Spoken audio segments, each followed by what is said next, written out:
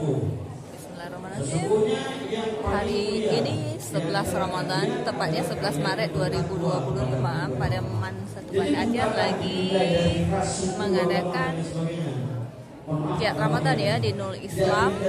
Ini tepatnya hari kedua tentang fikih pernikahan yang diisi oleh Tengku Alwi Akbar Al-Khalidi SHMH. Jika kita benar-benar bertakwa pada Allah, maka kita akan mendapatkan derajat kemuliaan. Tapi jika kita tidak bertakwa kepada Allah, maka kita tidak akan mendapatkan itu semua. Maka begitulah, coba harus kita perhatikan. Itulah pentingnya ta'aruf. Nah, yang menjadi masalah pada hari ini, ta'aruf ini disalahgunakan oleh sebagian orang. Sehingga ta'aruf ini yang dijadikan oleh sebagian anak-anak muda sebagai bagaimana? Sebagai alasannya ta'aruf, saya berta'aruf, tapi ta'arufnya pergi bonceng yang berwarna yang enggak elok.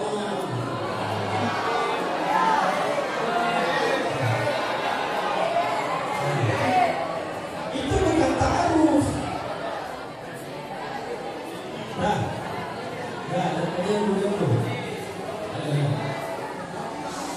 ta'aruf itulah pacaran. Jadi ketika ta'aruf ini disalahartikan oleh mereka-mereka yang memiliki kepentingan-kepentingan yang tidak baik, sehingga ini menciderai makna ta'aruf itu sendiri, ya, menciderai makna ta'aruf itu sendiri, sehingga terjadi masalah-masalah yang tidak diinginkan oleh kita semua, bagi orang tua. Lihat betapa banyaknya sudah anak-anak sekolah, mohon maaf, yang hamil di luar nikah. Ya, ini sangat banyak terjadi kasusnya. Bukan saja anak emak, anak MTS juga sudah melakukan hal yang berbeda. Coba tengok yang baru-baru viral. Bukan anak SMA, bukan anak SMP, bukan anak SMP, tapi anak emak. Bukan model. Anak emak madrasah aliyah negeri di sana di Jawa. Ini menjadi masalah. Kenapa? Karena itulah tadi salah dalam memahami konsep ta'aruf. Bukan ta'aruf yang dibenarkan dalam Islam. Bagaimana ta'aruf yang dibenarkan dalam Islam? Ya hanya sekedar perkenalan, supaya kita kenal dengan calon suami kita, kalian yang perempuan, supaya kalian yang laki-laki kenal sama calon istri kalian. Jangan sampai nanti kalian tiba-tiba waktu sudah nikah terkejut. Kenapa kalian terkejut? Terkejut saya Ustaz, rupanya istri saya berubah jadi serigala. Kamu yang laki-laki kenapa terkejut? Terkejut saya Ustaz, rupanya suami saya jadi gorila. Nah, itu contoh. Guru-guru kita, ulama-ulama kita ini menolak ta'aruf karena terlalu banyak mafsadatnya. Nah, ulama-ulama kita ini mengambil kaidah Darul mafasid muqaddamu ala jalbil masalih. Menolak kerusakan lebih diutamakan daripada mengambil maslahat. Ta'aruf, maslahat memang ta'aruf, tapi akibat sudah terlalu banyak mafsadatnya, sehingga ada sebagian ulama yang tidak membolehkan ataupun tidak ada istilah ta'aruf. Ya. Tapi sebagian lagi membolehkan dengan catatan-catatan tertentu. Ingat, ta'aruf bukan pacaran. Jadi kalau ada orang mengaku saya ta'aruf tapi kerjaannya tiap hari makan bakso 57, sore-sore makan jagung bakar dulu, ya, nanti hari-hari Minggu pergi ke Brunei, itu bukan ta'aruf.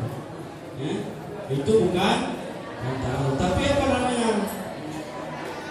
Nanti ada lagi buat anniversary ta'aruf. Subhanallah. Itu apa itu? Merusak diri sendiri. Yang pertama, kita dosa zalim terhadap diri sendiri, dan kita ikut merusak orang, dan kita zalim karena apa? Karena merusak diri orang. Ya, jangan. Ingat, ta'aruf dibolehkan dengan catatan-catatan yang telah dibenarkan dalam syariat Islam, yaitu menjaga batasan-batasan, tidak saling bermesraan. Ini ada orang ngaku ta'aruf tapi tiap hari WhatsApp, tiap hari video call, tiap malam video call sama lawan jenisnya, sama si calon istrinya. Ini adalah perkara-perkara yang dapat merusak nilai-nilai ta'aruf itu sendiri. Jikapun kita tidak mampu untuk melakukan itu dengan benar, maka tak usahlah bawa nama ta'aruf. Tak perlu bawa nama ta'aruf. Kalau kita masih pacaran, udah pacaran aja, tapi kau usah bawa nama ta'aruf, karena ini akan merusak nilai-nilai Islam itu sendiri, ya. Nah, ada salah satu tokoh yang bisa jawab, saya kasih hadiah. Coba diam dulu. Ini yang bisa jawab, saya kasih hadiah. Coba dengar.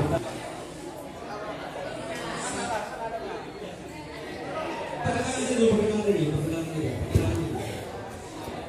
Bismillahirrahmanirrahim. Assalamualaikum warahmatullahi wabarakatuh. Waalaikumsalam warahmatullahi wabarakatuh. Perkenalkan, saya Teknologi Saintifiko, panggilannya Uji. Uji. Enggak, nama panjang. Teknologi Saintifiko. Namanya unik. Dari Amerika. Dari sini.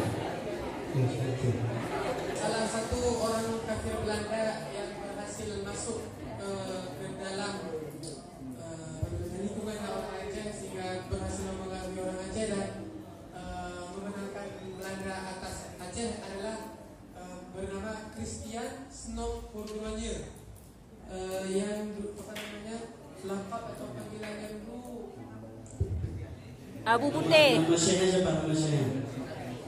Nama Islamnya? Muhammad Abdul Ghafur. Abdul Ghaffar. Abdul Ghaffar. Nama samaran dia, ya? Nama samaran Snow Purduanya. Nah, ini saya kasih kamu hadiah. Kalau overthinking. Oke. Di antara banyaknya kasus, ya, kasus penyalahgunaan hubungan.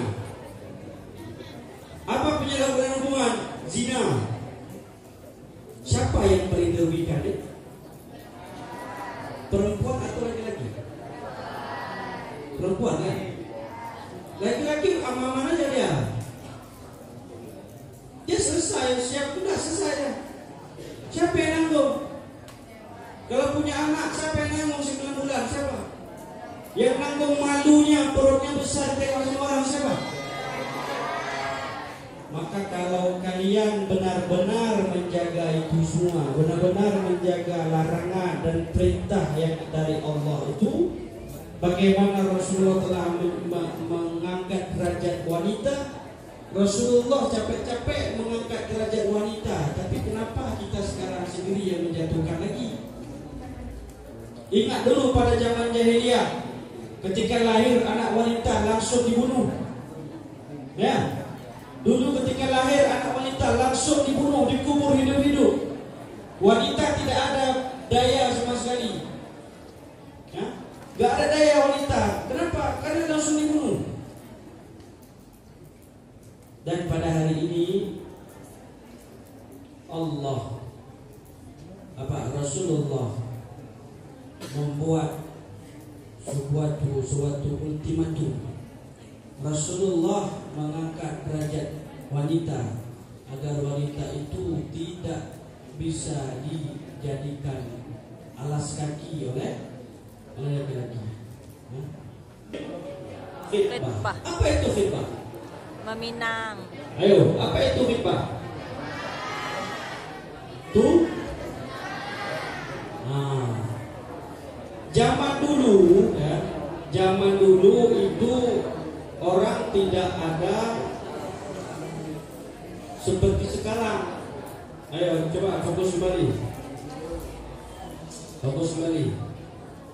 Coba lihat orang tunangan zaman sekarang gimana modelnya. Buat backdrop, buat backdrop, buat dekor cantik-cantik, kemudian foto berdua sama calon suami, kasih pasang cincin, ya, di foto, di share. Saya tanya sama kalian, apakah itu budaya Islam atau budaya luar? Budaya luar. Budaya mana itu? Budaya luar. Khitbah itu tidaklah perlu update status. Hanya boleh khitbah update status. Kan? Sebenarnya tidak perlu, tapi yang namanya zaman semakin berubah, ya, zaman semakin berubah, zaman semakin canggih, sehingga kita seakan melakukan hal seperti itu benar. Itu seakan dari Rasulullah. Kamu kenapa? Lagi mikirin calon? Enggak, lari, ikat dulu. Ketika perempuan kalian nanti sudah dikhitbah oleh lelaki, jangan kalian terima laki-laki lain lagi. Ini nanti udah dikhitbah sama laki-laki, sama calonnya, nah? Calonnya mungkin ya masih biasa-biasa saja, belum ada kelebihan yang gimana. Terus tiba-tiba baru sebulan tunangan, baru sebulan khitbah, datang laki-laki lain. Datang laki-laki lain naik mobil, kerjanya di tempat-tempat hebat, uangnya banyak. Terus kalian goyang. Waduh, gimana nih ya? Siapa nih? Kayaknya kalau aku nikah sama abang tuh enak lah hidupku. Nah, bisa. Kenapa enak? Abang tuh udah di mobil, udah kerja di tempat-tempat yang hebat, jadi bos, jadi manajer. Terus kalian membatalkan sepihak. Kalau dalam adat kalian itu dikenakan denda. Itu terserah, itu masing-masing adat punya cara tersendiri, ya. Ada yang dipulangi uang mahar kemudian ditebus lagi dengan uang lagi. Ada yang dipulangi aja mahar tapi nggak bayar tebus. Macam-macam. Itu tergantung adat masing-masing daerah. Maka kita jangan sampai seperti itu. Ingat perempuan, kalau kita sudah menuju pernikahan, dengan kalian semuanya, kalau kita sudah menuju pernikahan, maka setan itu semakin kuat untuk menggoda.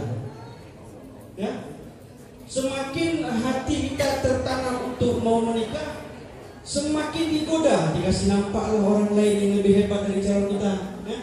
Dikasih nampak itu semua terbuka. Karena ada satu perempuan dulu jamaah saya belum nikah kan, bingung dia, belum ada yang mau katanya. Tapi ketika pas sudah ada yang mau, baru tunangan, besok-besoknya makin banyak yang datang. Heran saya, Ustaz, dulu saya ada yang mau, begitu saya tunangan kok banyak yang mau kan? Nah, memang seperti itu deh. Kalau kita sudah mau menuju ke pernikahan, cobaan itu makin banyak, ya. Nanti berantem kita sama calon kita di masa-masa sepele. Masa nggak balas WA, berantem. Kok lama lagi balas WA bang? Ribut. Sampai-sampai nggak jadi tunangan, ya. Sampai nggak jadi nikah gara-gara itu. Tapi ketika pas pacaran, aman-aman aja dia, ya. Pas pacaran aman-aman aja, mau nggak balas WA, mau gimana, apa nggak marah. Kenapa? Karena setan suka. Kalau setan udah suka, lancarlah urusan kalian. Sehingga terjadilah yang nggak diinginkan. Tapi kenapa kalau kita mau menikah itu banyak sekali hambatannya? Kenapa? Karena setan nggak suka dengan orang menikah. Makanya kalau kita lagi ijab kabul dulu itu aras bergetar. Setan itu hancur. Ya, setan itu hancur melihat manusia itu menikah. maka menikah itu adalah sunnah, hukumnya sunnah. Bisa juga jadi wajib, bisa juga jadi haram, bisa juga jadi makruh. Nah, ini ada 4 pertanyaan sesuai dengan dia. Oke, sesuai dengan dia. Kondisi apakah pernikahan itu wajib bagi seseorang? Tulis tangan. Yang nggak bisa tahan nafsu syahwat. Ya. Waalaikumsalam warahmatullahi wabarakatuh. Woi. Ya. Jadi kan dari pertanyaannya kapan pernikahan itu menjadi wajib. Jadi yang setahu saya jawaban saya adalah pernikahan itu bisa menjadi wajib apabila seseorang itu sudah sulit untuk menahan nafsunya. Sedangkan kan untuk menikah itu kan sunnah gitu. Tapi bisa juga menjadi wajib apabila seseorang itu memang nggak bisa lagi menahan nafsunya gitu. Jadi dia bisa meluapkan nafsunya itu dengan cara menikah gitu, dengan cara yang halal. Oke, itu berapa? Kalau hanya sulit menahan nafsu bukan wajib, bisa jadi makruh. Nah, ini saya tanya yang wajib. Susah menahan nafsu, tapi ada satu lagi apa? Yang itu menjadi wajib bagi dia. Ketika dia sudah Ya, oke. Nah,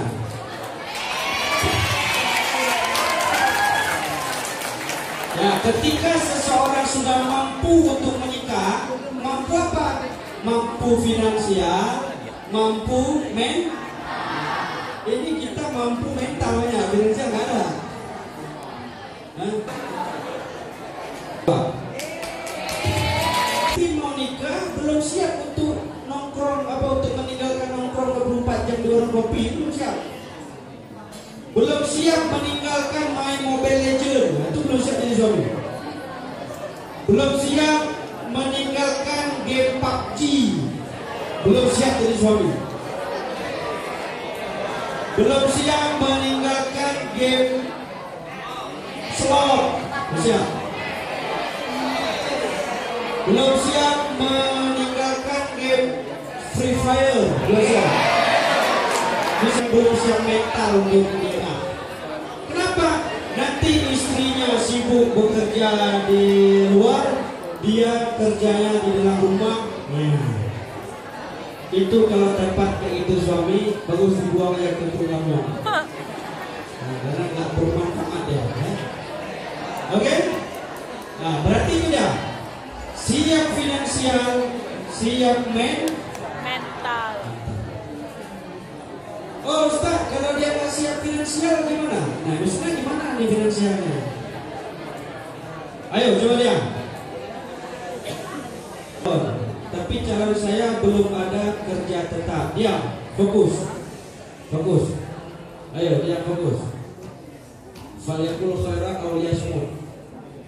Berkata yang baik atau di ya, apa? Oke. Saya Ustaz punya calon, tapi calon saya orangnya soleh, taat sama Allah, ganteng. Tapi satu masalahnya Ustaz. Nah, di mana masalahnya? Masalahnya calon saya ini belum ada kerjaan tetap. Bagaimana Ustaz? Ya? Ini menjadi masalah yang sangat banyak di kondisi sekarang. Karena pada zaman ini sangat sulit mencari kerja tetap. Ya, sulit. Yang penting bukan kerja tetap, tapi apa? Tetap bekerja. Tetap bekerja. Kalau kerja tetap tuh tergantung takdir masing-masing ya. Tapi yang penting kita jadi laki-laki itu apa?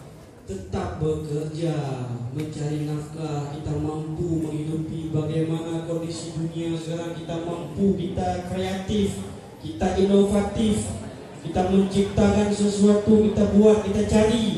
Insya Allah Allah akan memberi rezeki pada orang seperti itu. Jadi nggak usah takut. Kalau memang yang datang ke kalian ini orang-orang yang benar-benar dia soleh, benar-benar taat dia, dan dia benar-benar mau bekerja Rizka. Contoh tadi. Tapi Allah nanti akan mengayakan dia, Allah yang akan membantunya. Tugas istri apa? Mendoakan. Doakan suami kalian nanti, calon suami kalian yang benar-benar calon. Ini baru kenal 1 minggu lah calon kalian. Nggak ada calon-calon baru 1 minggu. Pada kondisi manakah seseorang itu disunahkan untuk menikah? Orang disunahkan untuk menikah ketika dia sudah mampu secara finansial maupun mental, namun dia belum berkeinginan untuk menikah. Jadi ketika kondisi seseorang sudah mampu secara finansial dan juga dia sudah mampu secara mental, ya, coba dengar kembali, nanti jangan salah. Jadi pada kondisi seseorang sudah mampu secara finansial, kemudian dia sudah mampu secara mental, ya, dan dia juga mampu mengelola hawa nafsunya, tidak terlalu parah, ya. Masih mampu lah dia mengelola, dikelola dengan puasa. Kalau kau mampu untuk menikah, manistato'al minkumul ba'ah falyatazawwaj. Kalau siapa yang mampu menikah maka menikahlah. Kalau tidak sanggup falyasum. Kalau kau tak mampu untuk menikah maka kau berpuasa. Dia sudah mampu tapi belum terlalu yang bagaimana, maka itu hukumnya dia sunnah dia hukumnya untuk menikah. Kondisi apakah seseorang itu dimakruhkan untuk menikah? Kondisi apakah seseorang diharamkan untuk menikah? Diharamkan. Ketika dia belum siap mental, belum siap dari segi finansial, dan belum berkeinginan menikah. Tapi kalau misalnya dia mau, itu nggak boleh. Ya benar. Pada calon, mungkin dia belum jahat kepada calon, tapi niat menyakiti, ya. Oke, baik. Akan menikah kalau dia belum mampu secara finansial, belum mampu secara mental, dan dia ada niat untuk menyakiti istrinya, maka itu diharapkan untuk menikah. Karena nggak boleh tujuan menikah itu untuk menyakiti orang lain, nggak boleh. Karena itu perbuatan zalim. Zalim. Nah,